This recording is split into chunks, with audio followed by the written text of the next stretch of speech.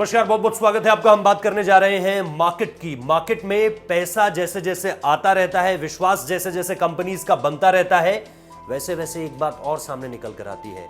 Share बाजार उछाल मारने लगता है।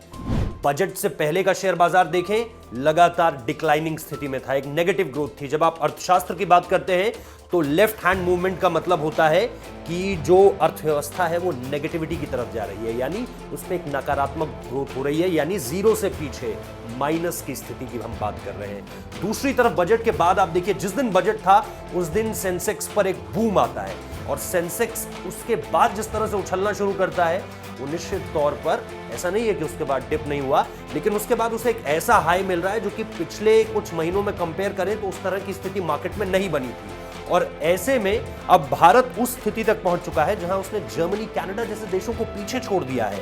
कनाडा, जर्मनी जैसे देश, अब शेयर बाजार की मैं बात कर रहा हूं, इंटरनेशनल मार्केट में इंडिया का जो बाजार है जिसका जिक्र दलाल स्ट्रीट में होता है मुंबई में, जो कि कमर्शियल कैपिटल है भारत की मुंबई, वहां पर अगर आप आंकड़ों की रेस देखें तो भारत दुनिया में इस वक्त पर 7वें नंबर पर है। और इसीलिए मैं बता रहा हूं आपको लगातार कि कैसे सूचीबद्ध कंपनियों की लिस्ट में जो है वो मार्केट कैप में बहुत ज्यादा उछाल आ रहा है। इससे क्या कुछ होता है, बाजार में न सिर्फ पैसा आता है, लिक्विडिटी जिसे हम कहते हैं, कैश फ्लो बनता है, न सिर्फ लोगों की तरफ से बल्कि कंपनीज की तरफ से इन्वेस्टमेंट आती है और इससे जो है कहीं ना कहीं आपकी इकोनॉमिक्स को फायदा होता है। मैं बीते दिन भी एक वीडियो का जिक्र कर रहा था जिसमें मैंने बताया था आपको कि इस साल का जब बजट अनाउंस हो रहा था तो फिस्कल डेफिसिट यानी वित्तीय घाटा सबसे बड़ी चुनौती के रूप में एक तरह से देखा जा रहा था।